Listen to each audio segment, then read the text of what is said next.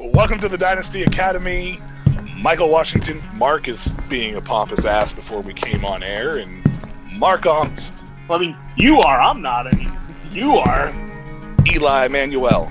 Why would you draft a wide receiver too? Eli, you can cut this out. You can leave it in, too. Restart. Kyler Murray has a fantastic arm. It's just the decision-making for him, for me. Michael Vick just made better decisions, I feel like, overall. Makes sense. I said 1 or 2 inches, growing 1 or 2 inches, and you're like... And he's still going, I have leagues on too many apps. I don't know what to follow.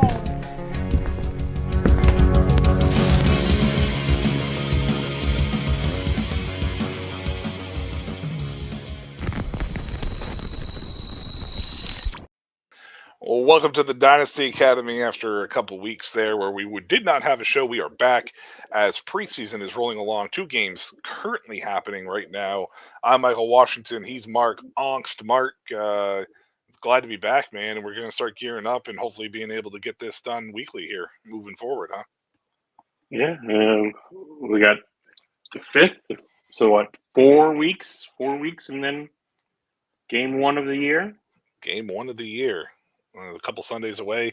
Tonight we're going to talk a little bit about college football. We'll get to that in a little bit because college football season is around the corner. So for us C2C guys, you know, little campus to Canton guys, it's important having the college football season on the horizon as well. It starts even sooner. Yeah, it starts even sooner. We don't do anything with week 0, but I mean, week 0 at least gives a preview to some of the teams, I guess. We have a good game this year, at least, on it. Yeah, we do. We do. Unlike, what was it last year? Was like the highlight was like Stanford and Hawaii or something like that. Something like that. Yeah, it was, or UCLA and Hawaii was what they were. I feel like UCLA was in there. Michigan might have been playing somebody. I mean, it's not a good slate overall. I mean, there's 8 games, but it's not pretty in general. But it is what it is. I mean, well, this year there's only 4 games. Well, no, never mind. Those are top 25 games. Yeah, four top 25 teams playing, but there's 8 games total, I believe, for week 0. No, only 4. 8 teams total playing 4 games. That's it? Oh, wow. That's it this year. Yeah, they wouldn't like this year. Hawaii is in it, though. Delaware State is going all the way to Hawaii for a game that starts at 11:59 p.m. Yeah, because that's Hawaii time. So, I mean... No, that'd be our time. For them, it's... No, I know, but I'm just saying because it's Hawaii time, so it's like... But Florida State, Georgia Tech should be a good opener. There is a couple of FCS games, so... Oh, okay, yeah. Including one on ABC. Oh, wow. Florida A&M and Norfolk State. I wonder if that's 2 HBC. They are. That's why it's on ABC.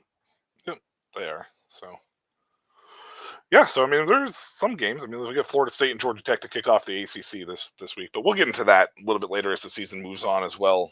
First and foremost, I want to start off with every year around this time, there is camp news flying of somebody holding out, of somebody needing to be traded.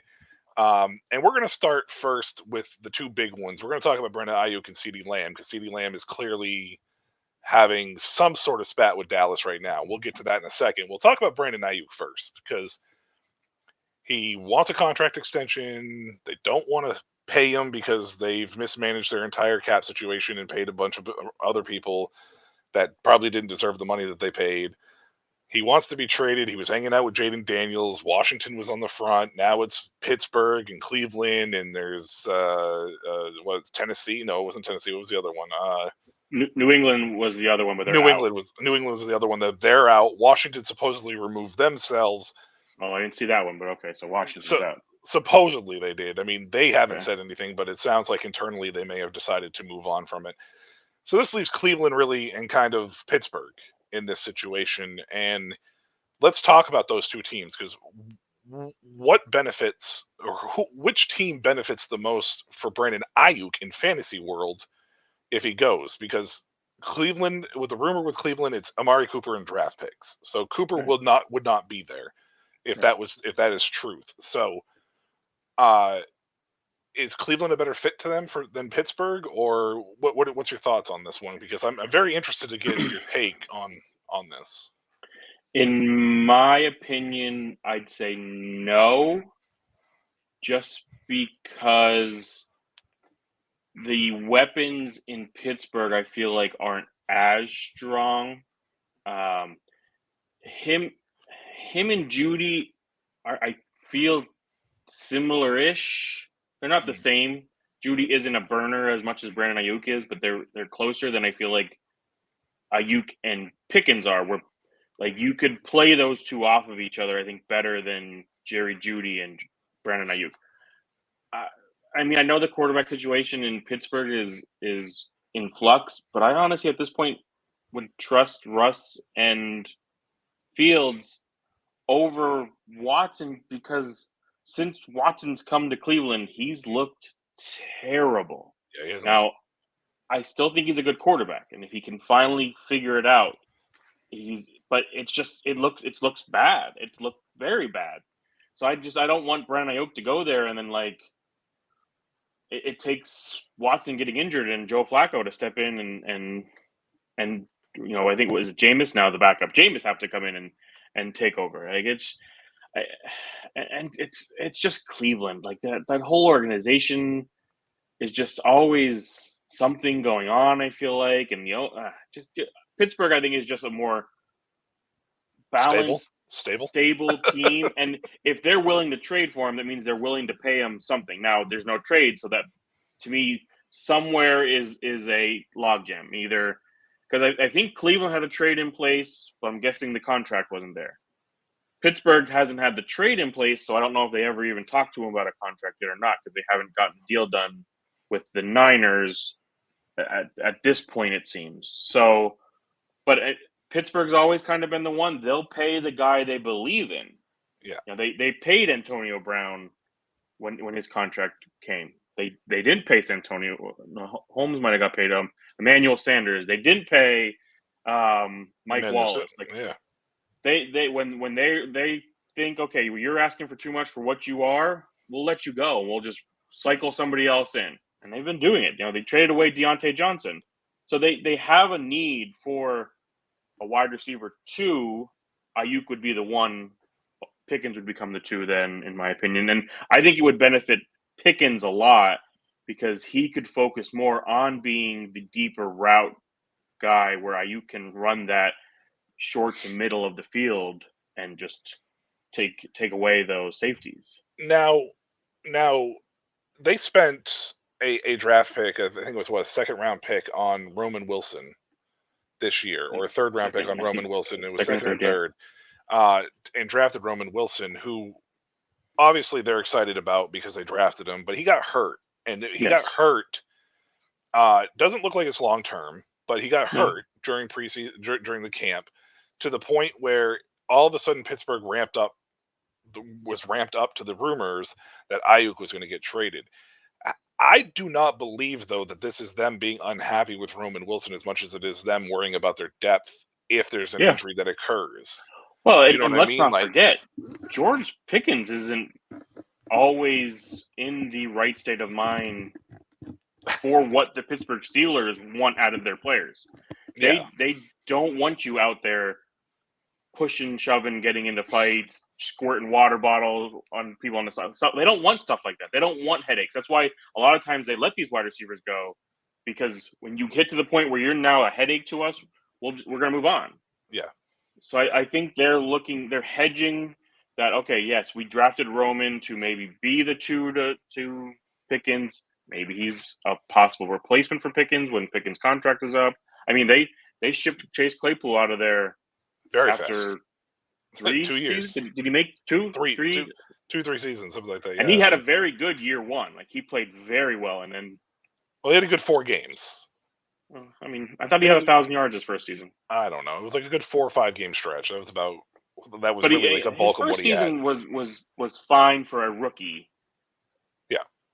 But they were like, we're done with you, and it's been pretty on point for them that they did it. So let me ask you this question from obviously a dynasty aspect and impact, right?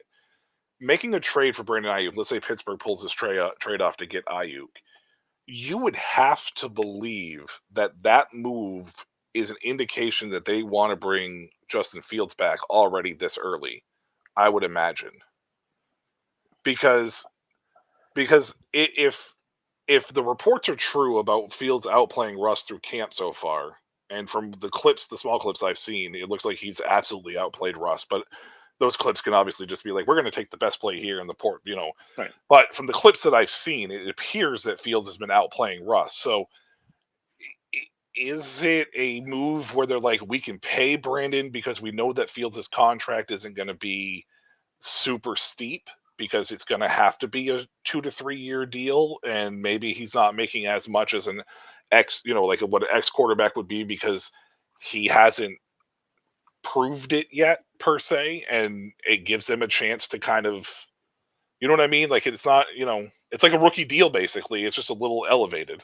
Well, that's the thing. Fields. Whether it's Fields, whether it's Russ, whether it's a quarterback they draft, whether it's a free agent they sign, we don't see quarterback trades where the salary has to come with. And obviously, if you signed a long-term deal, you're not usually getting traded the next season. So no matter who the quarterback is, I think their understanding is it's going to be on a low money deal no matter what, because you're going to sign Fields to, even a deal like, let's say he plays as well as Baker did and they sign him to that deal. It's not a huge money deal for a quarterback. Neither one of them was good. It didn't work out with Fields. We don't believe in him. We're going to go draft a guy in the draft. Again, we're talking about a rookie deal. All right, we're going to see who in the veteran market, in this free agent market, somebody we could pick up and take on. Again, not going to be, it's not like Jared Goff just walks off the Lions and you're going to sign him to a 5-year, $250 million deal. Of course. It's not how the NFL works. It's not like baseball where these guys hit markets and you have to pay them. You're prepaying them. So they already understand the money they're going to allocate to Ayuk is not going to be hindered by their quarterback situation for at least 3 seasons. So what does that do for an impact for Ayuk and let's say Justin Fields does come back? I mean, you would imagine if you're a Fields owner, or if you're looking at this situation, you want to get ahead of the curve. If you truly believe that it's Fields that's going to be there next year, you would imagine that you would be pretty excited. I would imagine.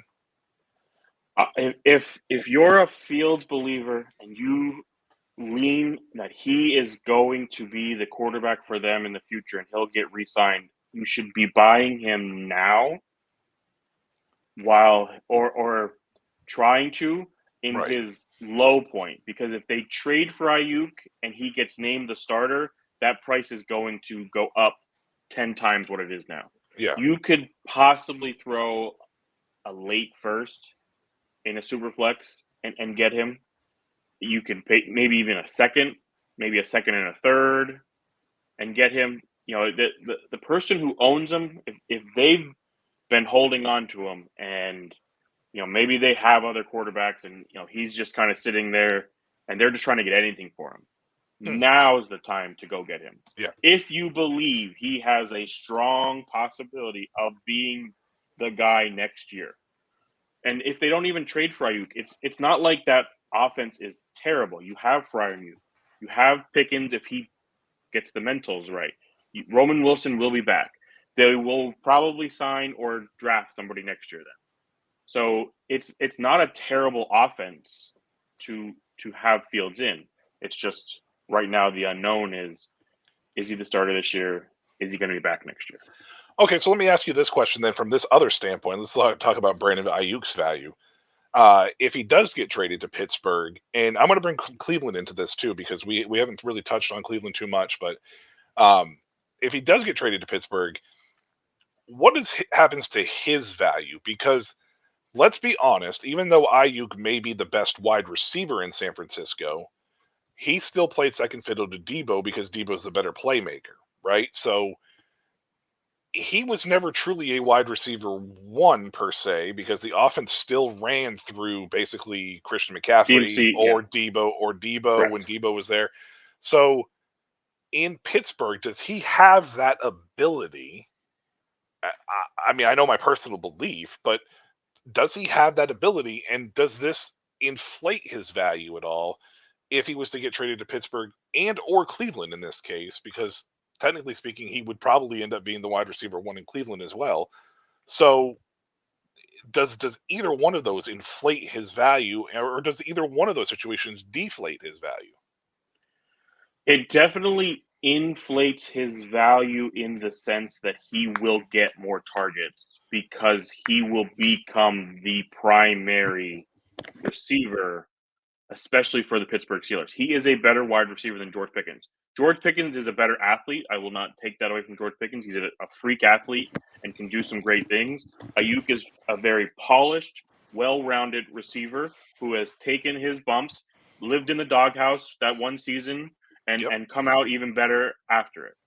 So in Pittsburgh, he immediately becomes the target hog.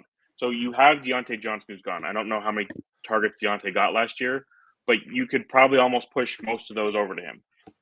It was a team that didn't throw the ball very much last year at all. They were a run-first team with Matt Canada, and I'm sure they're going to continue to be a run-style offense.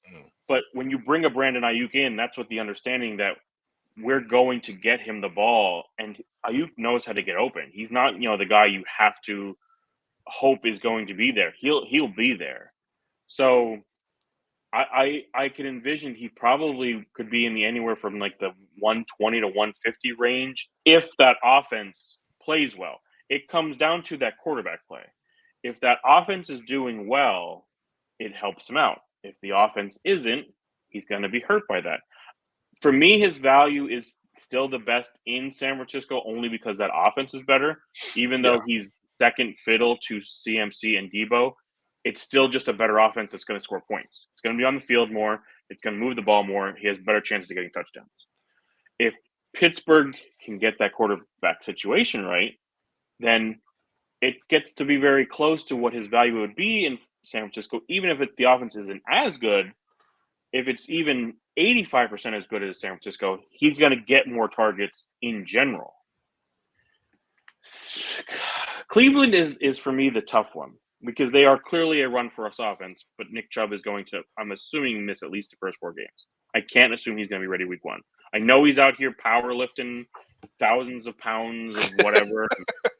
And I get it, but that doesn't mean people are diving at your legs, you're making cuts, you're doing all these things. I can't assume he's ready week 1. And even if he is, I can't assume he's the same Nick Chubb at first anyway. So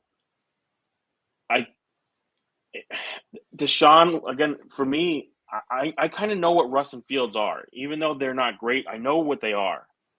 Watson's such a question mark at this point. He could be great like he was in Houston. He could be terrible like he's been in Cleveland. Maybe he finds somewhere in the middle and he's just good, which would be good for the receivers there. But you don't know. In-depth analysis with Mark. And then you have Njoku, and then you have Judy, and then you have Elijah Moore is still there. Cedric Tillman's there. There's just all these guys, and you don't know, like, are they going to continue to run the 12 personnel with 2 tight ends and have, it's an offense that's and it's a new coordinator, so we don't even really know exactly. I know the head coach is still there, but it's still a new offensive coordinator, so we don't really know what they're gonna do at this point. Well, so you mentioned that's where I think his value goes down in Cleveland. I think it actually takes a little bit of a dip. I'll ask another question here in a second. I just wanted to follow up on Deontay Johnson right quick. In 2019, he had 92 targets. In 2020, he had 144 targets. In 2021, he had 169 targets. That was the year he actually had 107 receptions and went over 1,000 yards. And then 2022, he had 147 targets. And then 87 targets last year in 13 games, but he only caught 51 passes. Ironically enough, Deontay Johnson's only been over 1,000 yards once with all those target shares. And he doesn't catch touchdowns. But yes, so there's obviously a target share there that makes it very, very appealing, where he's had no less than 87, and that was in 13 games. So Yeah, that's interesting. So the follow-up question for me, Mark, for you, or really for any of us, would be, because I think that you're correct. I think it would inflate his value in Pittsburgh. I think it would kind of maybe slightly deflate his value in Cleveland. However, I think that the reason why it would deflate it more, it doesn't has less to do with Deshaun Watson and more with the wide receiver talent around him if he was to get there. I don't think there's really anybody to take the pressure off of him, especially if they trade Amari Cooper in the deal. There's not really anybody to take the pressure off of him there in that sense. So, well, it should be Jerry Jeudy, but we've seen the but we don't pressure know. But we don't know what we're crumble getting with Jerry Jeudy, Jeudy, so- right? Yeah. So, skinny ankles Jeudy, we don't know what we're getting with him.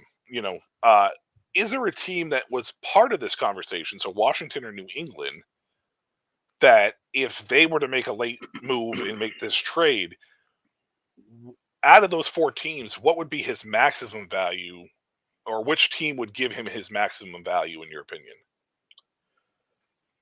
So it would depend. If the Niners are saying we need a wide receiver back, so then we're looking at Washington, and we have to speculate. Okay, what wide receiver are they going to send? I have to assume it either would be Terry McLaurin or Jahan Dotson. It would probably It'd be have to be one of those McLaurin two. because he's in a contract year. So my guess Yeah. would be McLaurin. Right. So if we're taking Terry out of Washington, that leaves Ayuk and Dotson. And then And Luke McCaffrey and Diami Brown. Luke. Yeah. So Luke McCaffrey, pretty much. So I would say with a rookie quarterback, it's a better situation than Cleveland and probably New England. Only slightly better than New England because we really just don't know what's going on in New England. At least in Washington, we know it's Daniels. He's the quarterback.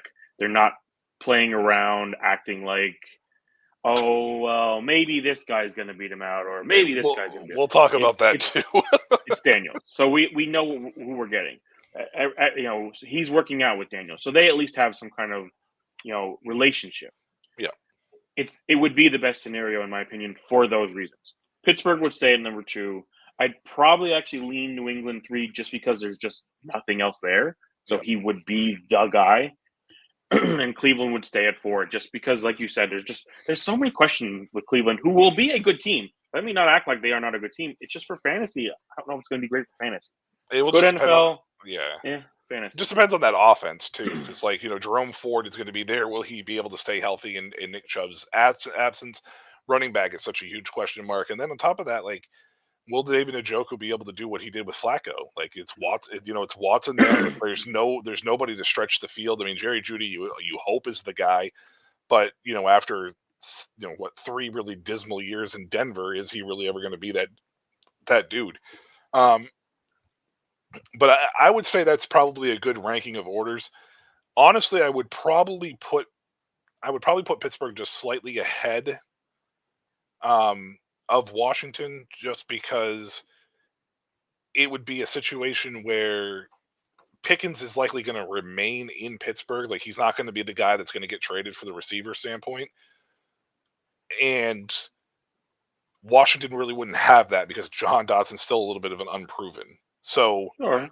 the Jaden Daniels connection, yes. Coordinator, yeah. Better OC for throwing the ball, in my opinion. Yeah, for sure. Arthur Smith. Well, and the other thing with Pittsburgh is I think one of the other reasons why this trade hasn't happened yet is because they do want a wide receiver in return, and they don't have one to give because they're not going to give Pickens and they're not going to give Roman Wilson. So it's what? Ray McLeod? Calvin Austin? Ray McLeod? Calvin Austin? Calvin Austin? No, Ray McLeod I think is in Atlanta now that I've said it. So it's Calvin Austin. Who do they even have in that standpoint? So I think that's a big one there as far as that's concerned. So yeah, I would agree with that. All right, let's move on to CeeDee Lamb. Van Jefferson. It's Van Jefferson. Oh, it's got to be Van Jefferson because that's really going to move the needle. That's what it is. Van Jefferson. I will tell you that San Francisco signing all these wide receivers the last couple of days makes me think that they're gearing up for Ayuk to be gone to get the volume there because they've signed 3 in the last 2 days. So chosen Robbie Anderson. Yeah, nobody cares about him. So moving. I don't know if we signed. Honestly, he's the only one I know that signed. CeeDee Lamb.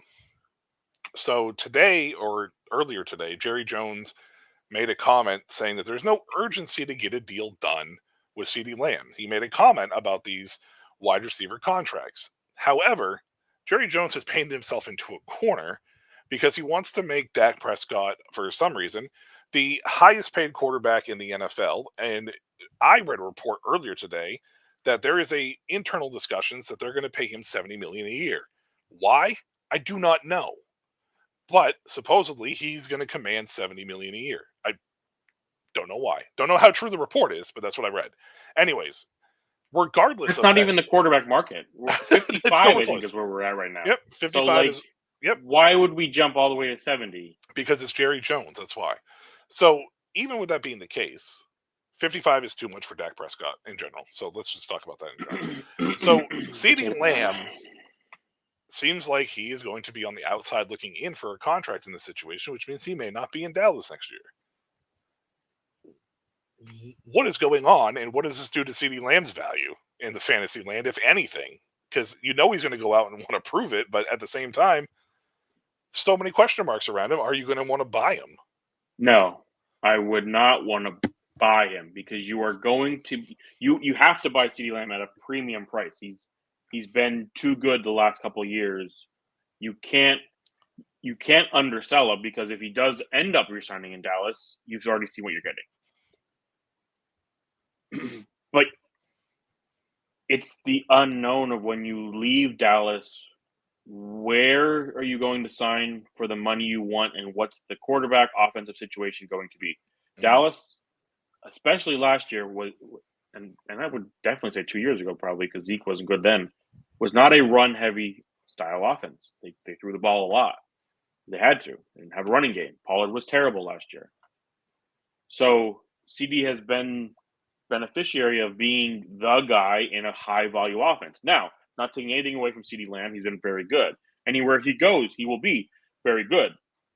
But that does not mean he does not walk into a situation where there isn't already another established wide receiver there that takes targets away. Because let's be honest, his wide receivers 2 and 3 have not been great over the last couple of years either. So he's been the guy with no competition, no real run game, in an offense willing to throw the ball and have played well.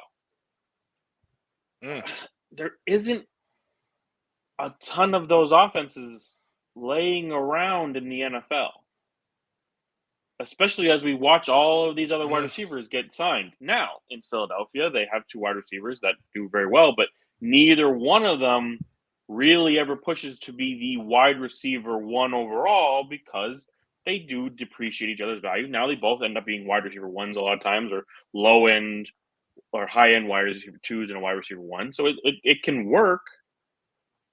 But again, you need to find the team that will pay you the money, have the money,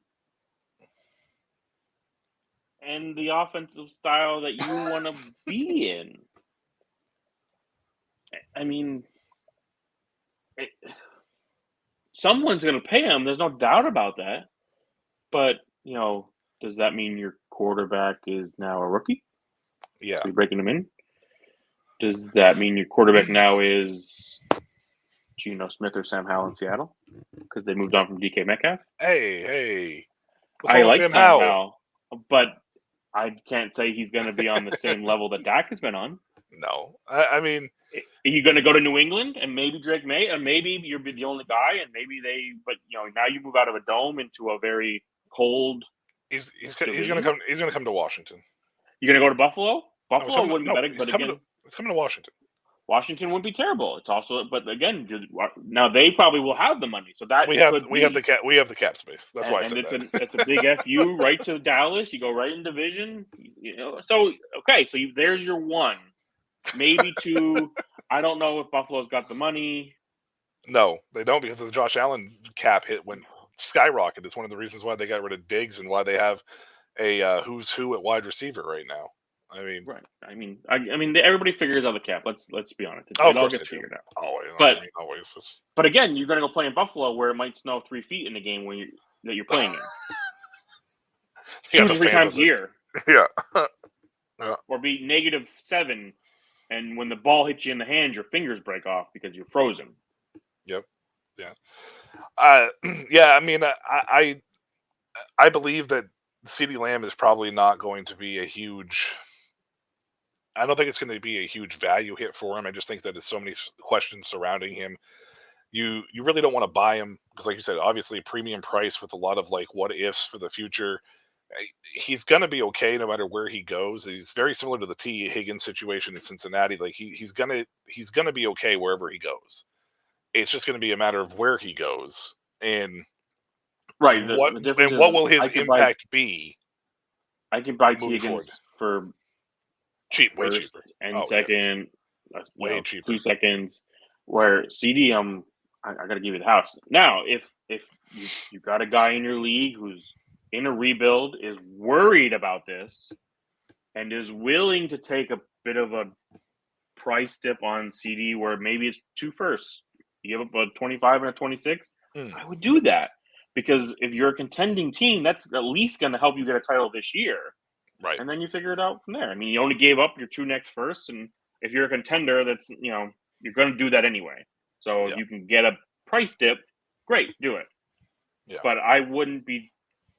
I would be trying to sell at his premium price and get it now, because when wide receivers change teams, it doesn't always work out. Now, No. AJ Brown, it worked out great. His value went up just because his stats went up, and he just kept getting better. But I mean, we'll see on Kenny Galladay did not work out so well. Kenny Galladay did not work out so well.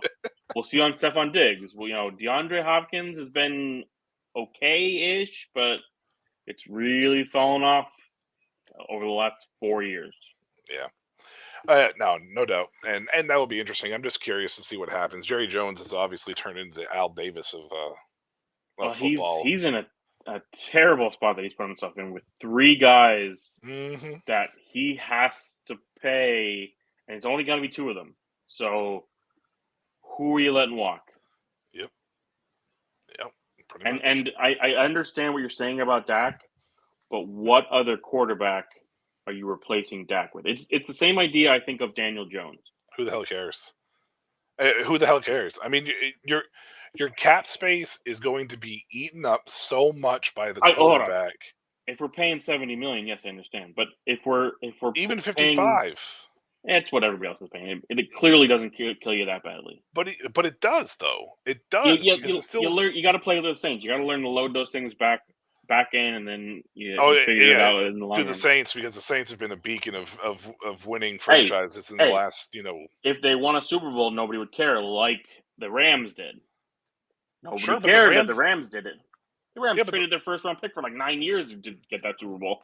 Correct, they did, and they actually ended up not hurting too bad in the cap space overall. Well, they were able to figure it out. They also got rid of wide receivers. They went from they also got super lucky with a Cooper Kupp to work out the way he did. That's and Puka Nacua.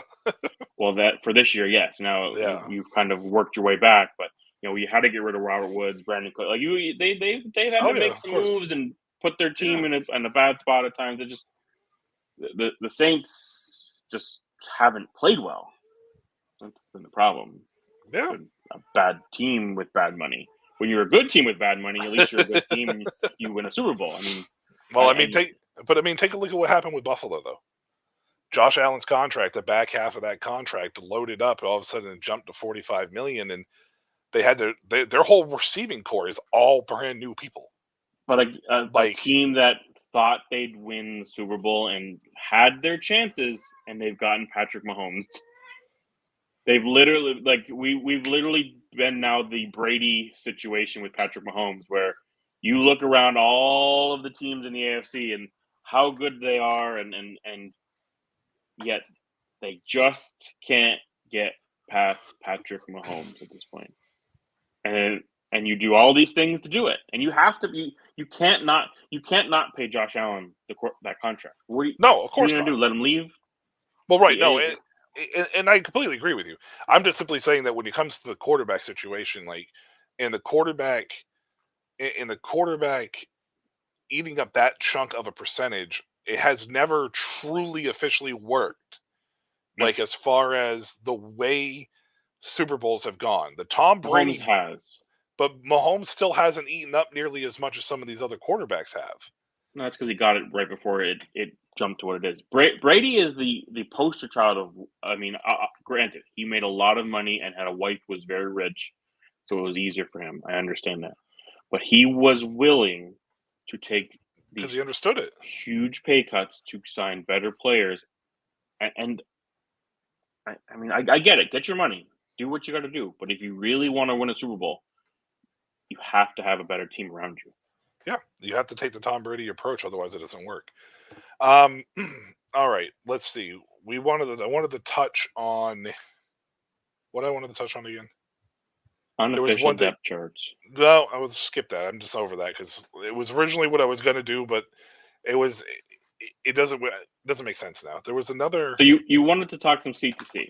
So to get into some college talk, unless you had something else, let's talk about No. There was a running player. back. What is going on with the situation with the player? Oh, the New England situation. The quarterbacks. This Joe Milton. Okay, this doesn't have to be a very long segment at all. Joe Milton is not winning the starting job. Just stop. No, For the Jacoby viewers Brissett out is. there, for the viewer, and he very probably should, to be honest with you. He's going to. I think he is. Stop. Just stop. Don't waste a roster spot picking up Joe Milton. I do not give a flying shit about what some random reporter is saying about against air and what is going to happen. You want to watch Joe Milton play football, put on a Michigan tape, put on a Tennessee tape. Don't put Michigan on. Well, please, put on Michigan. Tennessee's at least a little bit better. If you Tennessee's want a little bit better. Yeah, Tennessee probably should have won an SEC title with the talent that they've had through there the last few years. So, let's come on.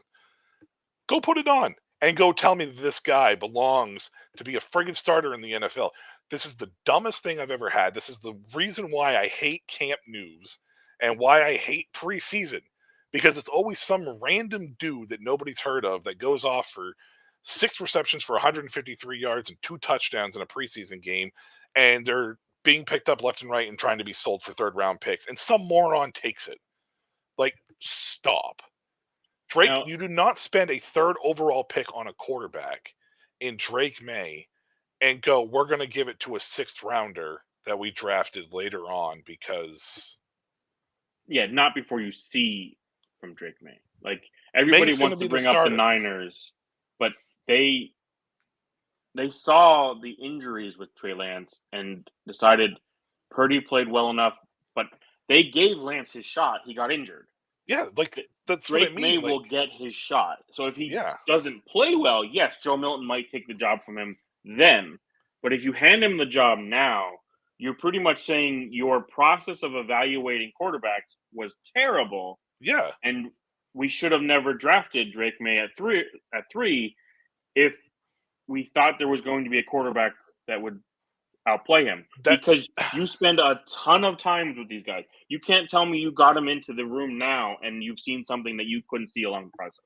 It's just I disagree with you in if you have a roster spot, sure, pick up Joe Milton. But only if you own Drake May. Only if you own Drake May. No, don't. Because don't. Pick him up in general. Because if the week 1 comes and Brissett's a starter, you're just dropping Joe Milton to pick up the guy off waivers you want anyway. Or you're selling it. Let's say they come out and Joe Milton's the backup. You can go sell Joe Milton to the Brissett and May owner then. Get a 4th round. Get oh a my 3rd freaking God. But again, though, don't take a roster spot that you have another guy that you're taking a flyer on to then go get Joe Milton. I'm just saying if you got an empty spot at the bottom of your roster. Yeah, if somebody gets hurt, sure. I mean, there's a lot of injuries that have been happening in camps. And you got a guy who's on PUP right now. Throw Joe Milton in. Then the guy comes back, cut Joe Milton, and you move on with your day. That I understand, but dropping people Right. I'm not sitting. You didn't draft this guy in a startup for a reason. Don't fucking waste the guy that you did draft in the startup just because. Like, it's stupid. Just because the camp news came out that said that guy is playing with the third string because he was a 5th round draft pick for a wide receiver. But this guy's a 6th round quarterback and maybe he's the starter. I hate media and beat writers around this time of year. I hate them. There's so much clutter for information out there for people that you literally cannot trust anything that comes out. I mean, hell, one of the guys I follow on X, Dove, this man has literally hyped up everybody on the most basic of fucking plays ever. Zach Wilson threw a little 6-yard slant, and this dude tweeted out like Zach Wilson was the greatest quarterback to ever throw a slant in his life. Like, it's dumb. Just understand your dynamics of what is happening. They did not go into the NFL draft with that wide receiver room and pass on Marvin Harrison III at pick number 3, Marvin Harrison Jr. at number 3 to fucking start a 6th round rookie. Just stop. Use some common damn sense. Like, seriously. If you're going to look at beat writers, you have to look at multiple beat writers from the same team area or whatever. And you have to really look into what are they saying. When they will say, I spoke to this coach and name or at least position name that coach, then it's something you could pay a little more attention to. When it's just sources are saying, just throw it out the window. Because most of the time, they just use that line for something they heard. Probably from like the towel boy.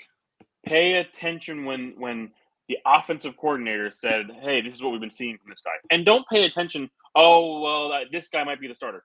No team is at the point where they're going to give you a positional battle and tell you who the starter is now. They know who's been playing well. They know who's been playing not so well. They know who's picking things up. But you have to look for key words. Oh, Joe Milton's going to be the starter. That's not real news. You made that up because you heard something that Joe Milton's playing better.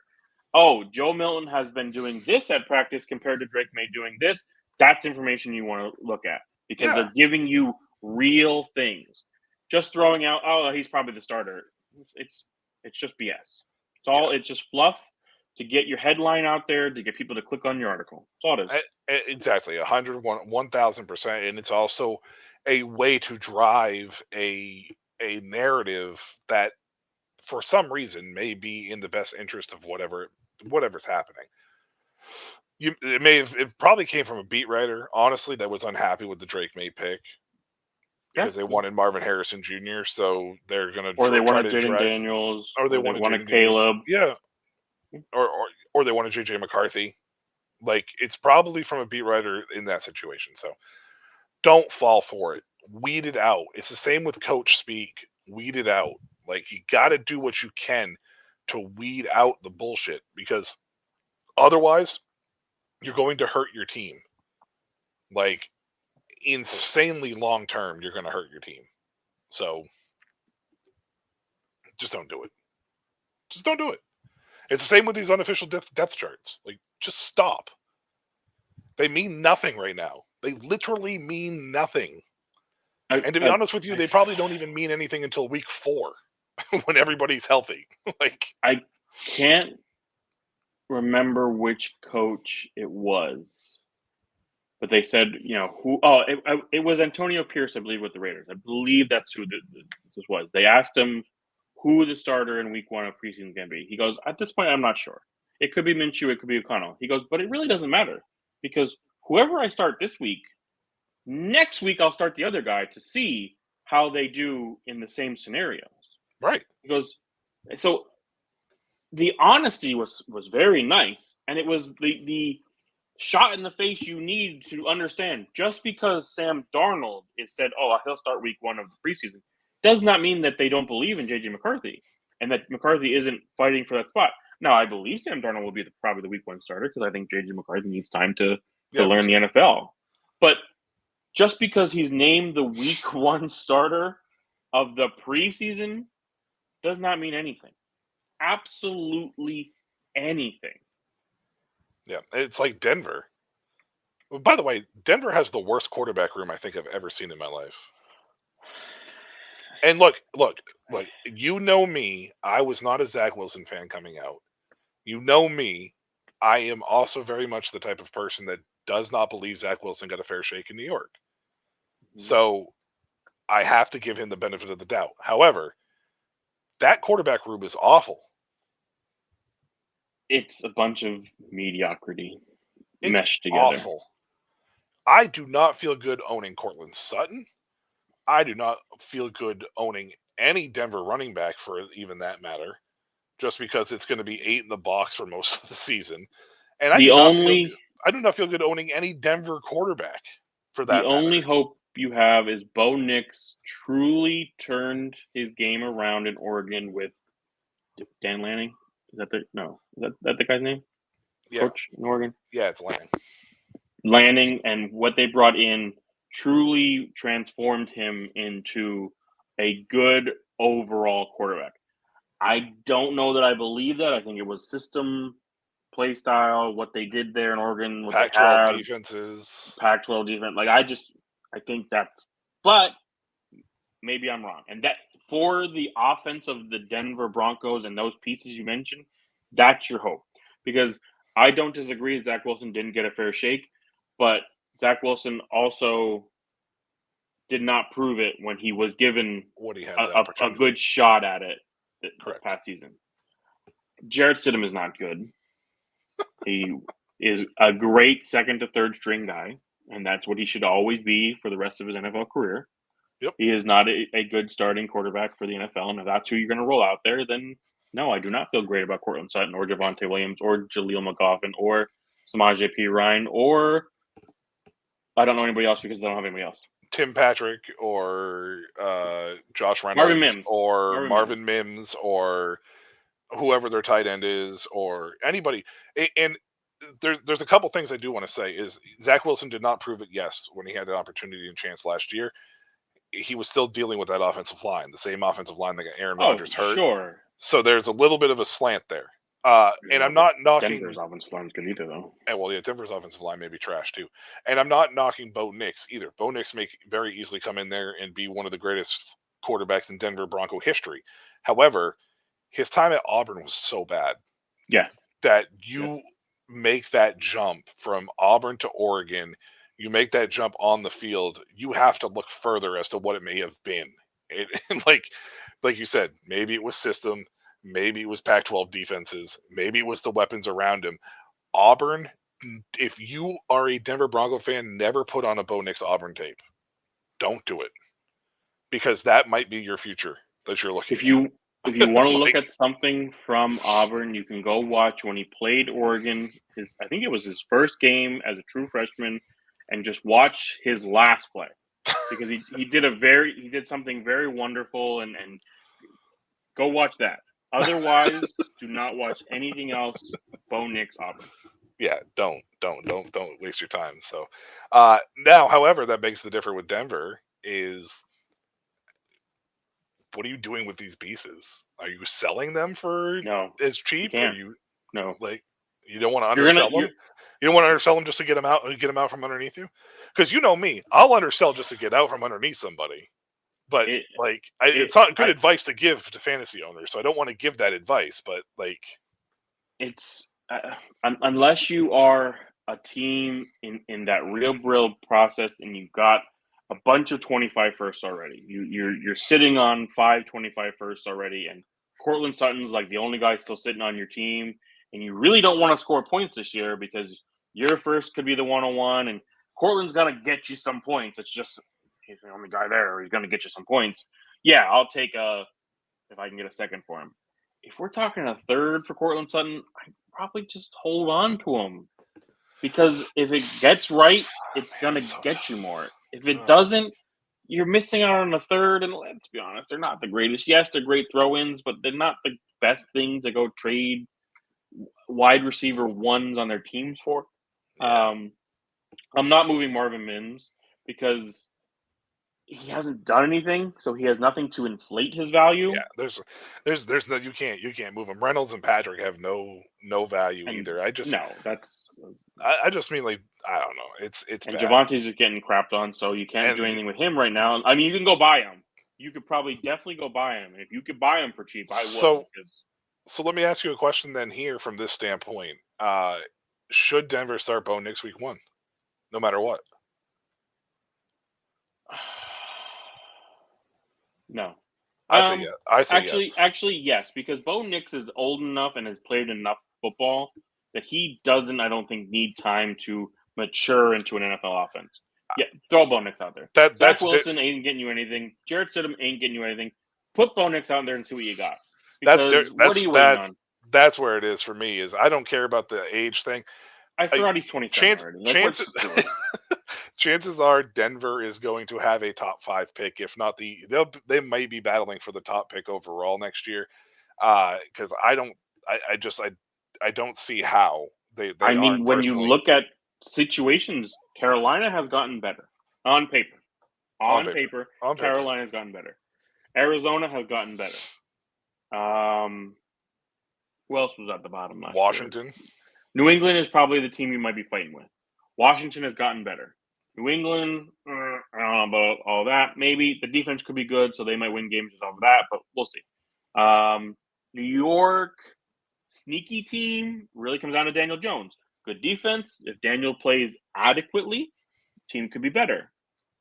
Daniel doesn't, it's going to be terrible. So, I mean, right now, when you look at situations across the NFL, Las Vegas may be the only other team that you could maybe, but I actually think Las Vegas's quarterback situation is better than Denver's. 100%, because Gardner Minshew at least has proven you can throw him out there and play well, and he is going to battle. And as long as there is a team around him that's going to battle along with him, he'll be in contention. You might not win a ton of games, but you will be in contention in a lot of them. It might be Denver and New Orleans who are in the worst situations overall in the NFL. Yeah. And there's a common denominator for that. So, I say throw out Bo Nix. Yeah, Sean Payton. Throw out Bo Nix and, just do it, because you're going to probably be picking in the top half of the draft anyways, barring injury-riddled teams, because we always see it every year. There's always injury-riddled teams. But, yeah. And if Bo Nix plays well, you won't be in the bottom. And right. You know what you have. Yep, exactly. Man. Yeah. College football's on the horizon. College football. I wanted to spend a little more time with this, but we're about 8 minutes away from about the hour mark. I mean, we don't have to do it in an hour, but we'll try to wrap it up for our viewers a little bit. But we could transition to a kind of college, kind of NFL talk here. I have a question for you. Yes. 2025 running backs. So obviously they are in college now. It looks to be a very big class of running back, much better than the 2020, much better than the 2024 class. Let's be real. You're talking probably at least 7 or 8 guys who could be the running back 1, in my opinion, in 2025. Yeah, of course. If you had to pick 5 to be your top 5 right now, who are you choosing? So I'm going to tell you right now that you do not have to put them in any order. Just if you want to give me 5. I'm going to tell you right now that I believe that these 2 guys that I'm going to mention, I think one of them is actually, I think the guy that just transferred into this school is actually going to stay another year because of how loaded it is. Maybe Travion Henderson and Quinshon Junkins. If Junkins comes out, he will be in the top 5. However, I think Junkins is going to return similar to what Travion Henderson did, to maybe try to break up this loaded class. And if you think back to 2021, I believe, 2020, Najee Harris, yep, ETN both returned because of a very loaded running back class. Correct. And we were all very shocked. And I think for both of them, it was the smart move. They got drafted in the first round, which I don't think. I mean, the backs who were better than in the year prior to that didn't even get drafted in the first round. Correct. Nick Singleton, I think for Penn State, if he decides to come out, because he is a junior, so there is a chance he could return. Correct. Jordan James from Oregon. Yeah. Size, speed, explosiveness. People are not really talking about him. They are not. He would be an underclassman. I think he's a redshirt sophomore, I think. So he should be eligible. Like him a lot as well. And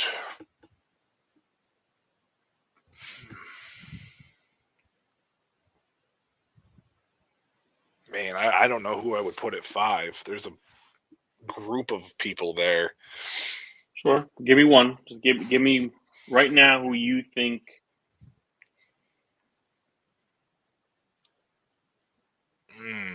Well, honestly, if he has a good year now that the news has broke about CJ Baxter, I'm going to say Jaden Blue. Okay, that's an interesting one. Yes. That's more of a Hail Mary based off of talent pick, because he's actually going to get a chance to have that backfield with nobody else around finally. And I know that sucks for CJ Baxter fans or CJ Baxter owners in C2C leagues.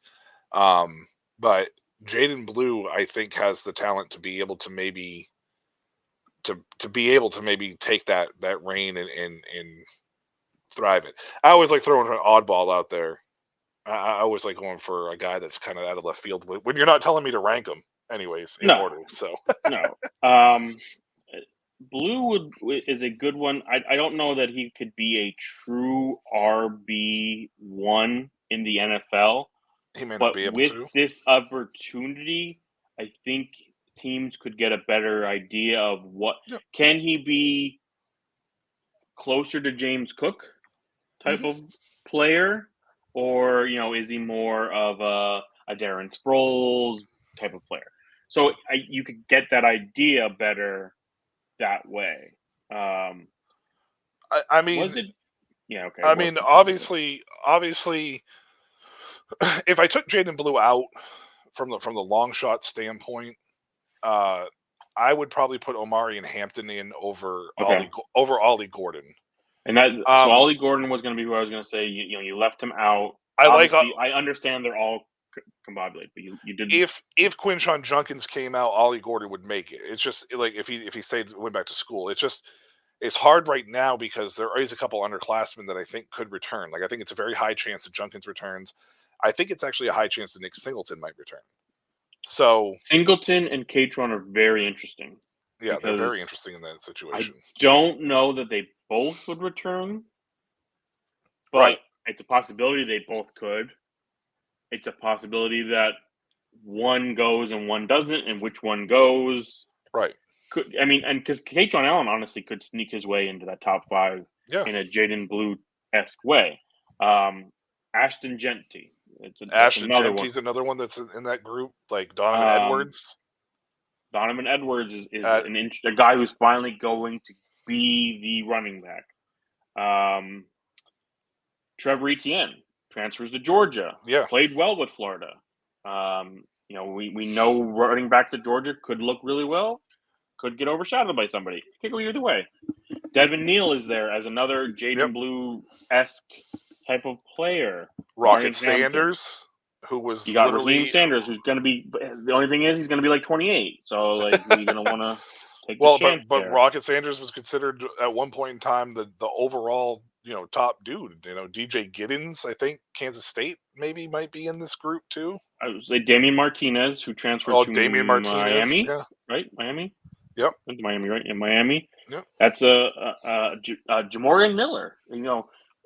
Alabama. Jam Miller. A little blah of late, but we saw with Brian Robinson when a guy works his way through. And now it's a new head coach, so things could totally change in Alabama.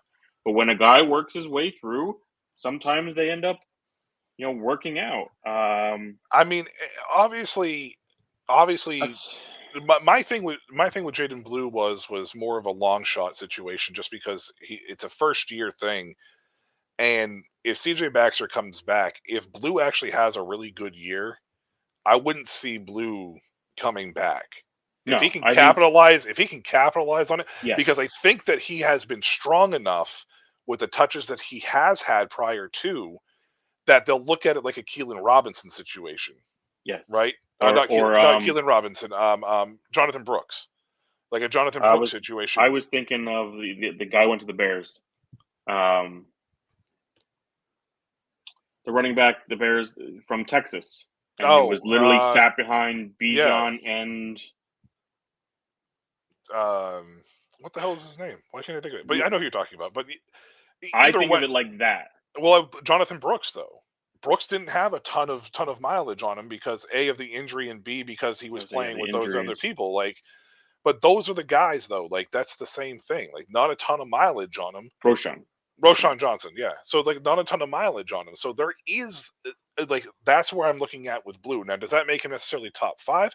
Who knows? But he did play strong when he had the opportunity, and made the best of his opportunity. Made the best of his chances when he had his touches. So if you're able to maximize that, and then you put on one good season on top of that, I wouldn't see him returning to be the starter or to try to throw in CJ Baxter next year. So that's why I threw Blue out there for a long shot. Now, he is a long shot for the top 5, or don't get me wrong. Sure. He is a long shot for it.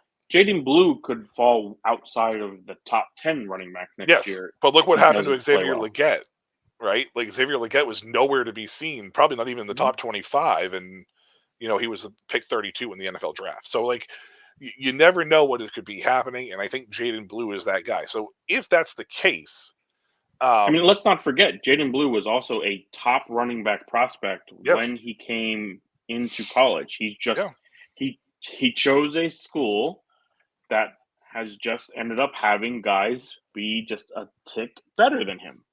Does not make him a bad runner. I mean, it's kind of the Alabama situation all over again. Yeah. You could be Josh Jacobs. Jaden Blue could be Josh Jacobs. Yeah, where sure. It just happened to be that Damian Harris and the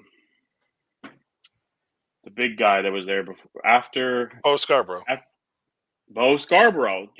They got playing time over Josh Jacobs, even though he's clearly the better running back.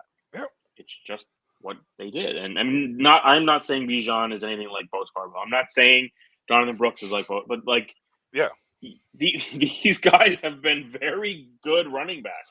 Yep. And Jaden Blue played well at the end of last year when Brooks went down and it was a Baxter and Blue backfield. They split carries and Jaden Blue played well. And if you really want an outside dark horse, Kamar Wheaton. Maybe. He also may not play a single snap. He may not play a single snap. Yeah, I expect Kamar to be the starter in SMU this year, but I think it's too far off now. Whatever happened with him is crazy. I don't know what happened. But it's a running back class at this time looks so much better than what we had last year. I would say better than what we had in 22 when we had. And unfortunately, they are going into a really, really, really shitty situation. Well, yes, but maybe they. I mean, it's a shitty situation. Think of the second contract running backs that got handed out this year, and take a look around. And take a look around the league, and tell me which team is going to be like, we need to go get a running back per se. Like, well, I mean, there's not very many. You could say Cleveland, obviously, because Nick Chubb and Jerome Ford may not be the dude. So you could say Cleveland. Outside of that, take a look at the contracts and the places that they are now. Let me finish this thought real quick. RBBC is obviously clearly the way to go nowadays, and every team is pretty much going to do that. However,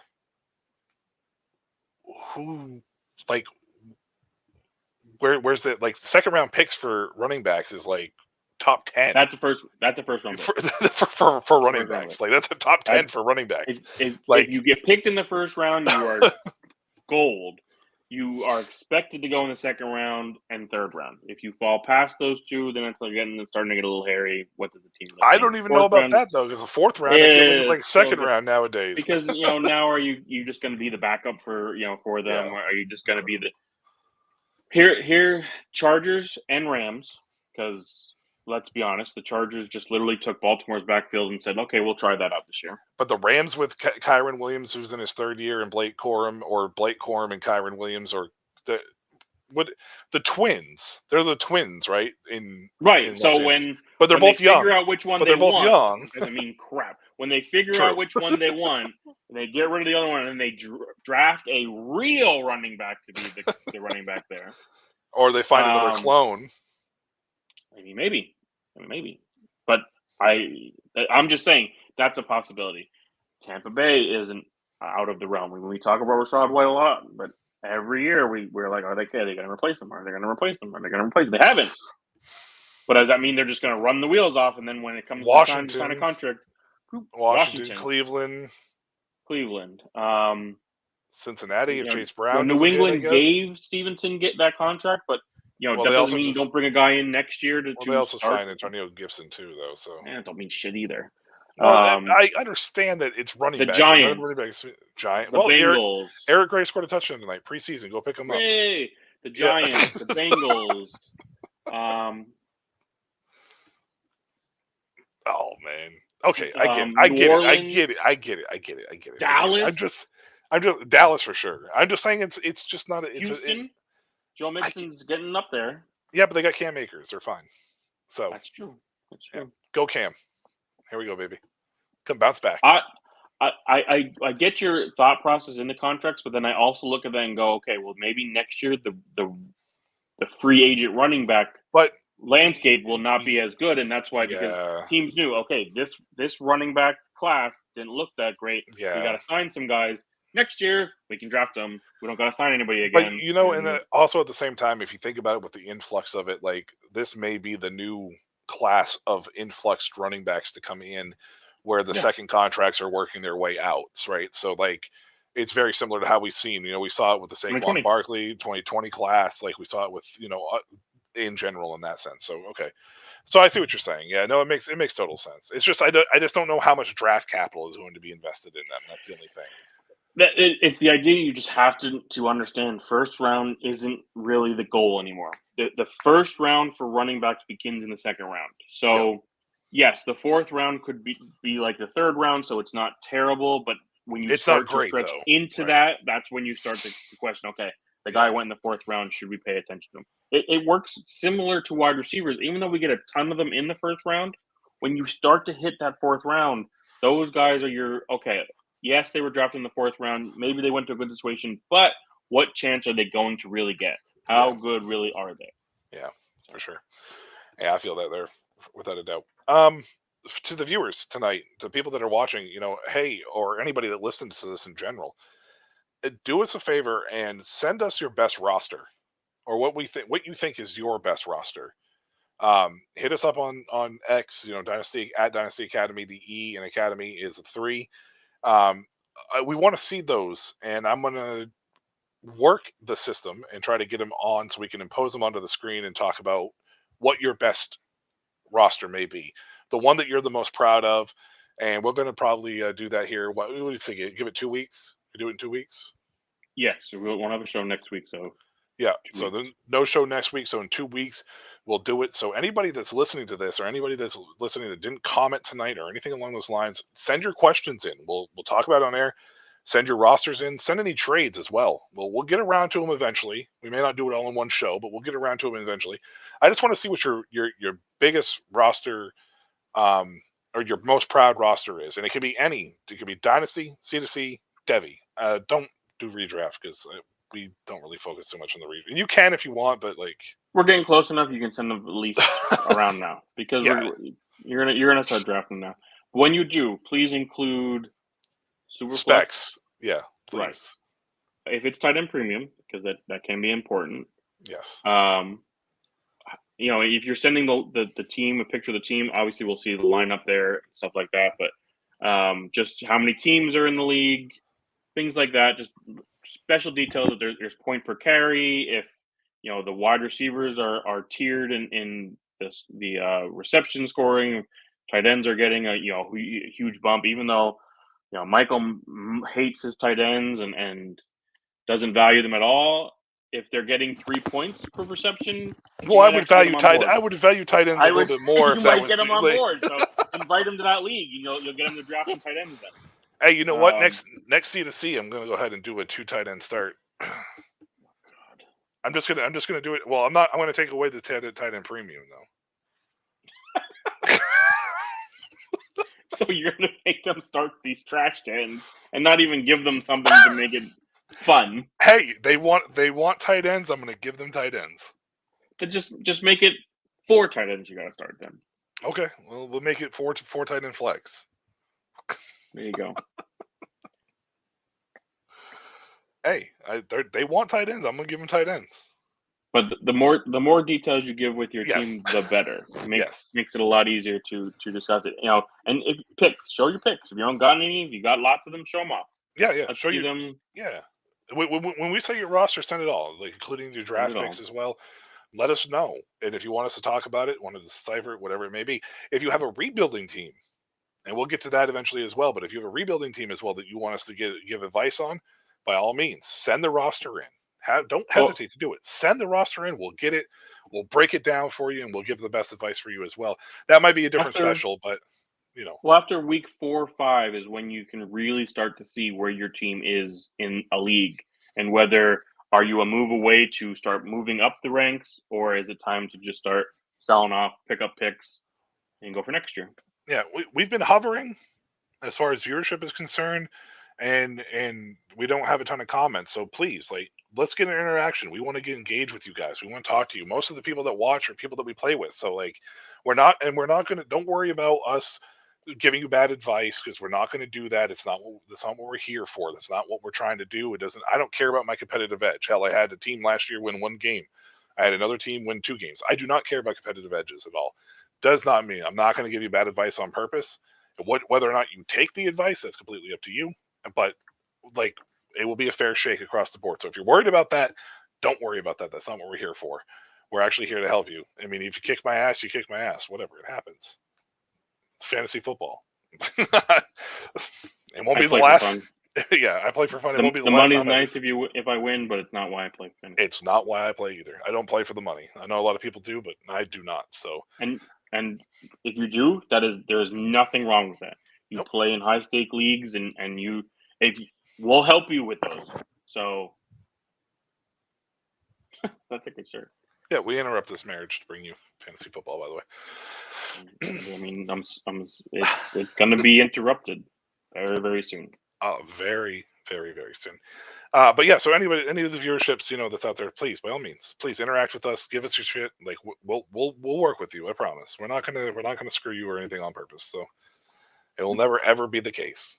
I promise. Yeah, I don't have anything else. We'll save some of this stuff, so we don't have a show next week, guys. For the viewers out there, we will have one in 2 weeks, and hopefully we'll have some submissions for rosters so we can go through it. If not, Mark, pull up a couple of your favorite rosters. I'll pull up a couple of mine. We'll discuss them and break them down as well for the future.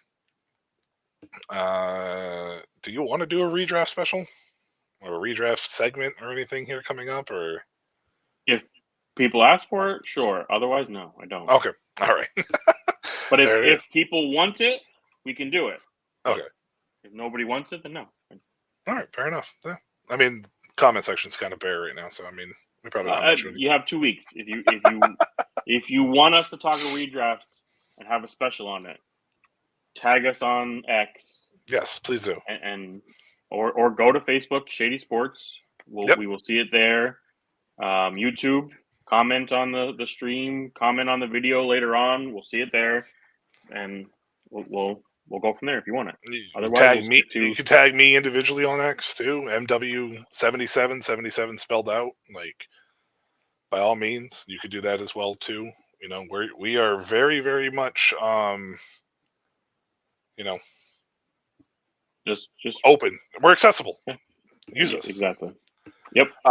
Speaking of Shady Sports Network, thank you to Sam once again for giving us a platform to do this on. hit that like button, hit that subscribe button, hit the little notification dingy if you want to hear some of the fantasy stuff as well here in the future. And yeah, I don't think there's anything else. Other than that, we'll see you in 2 weeks. He's Mark Ongst. I'm Michael Washington. And until 2 weeks from now, have a good one.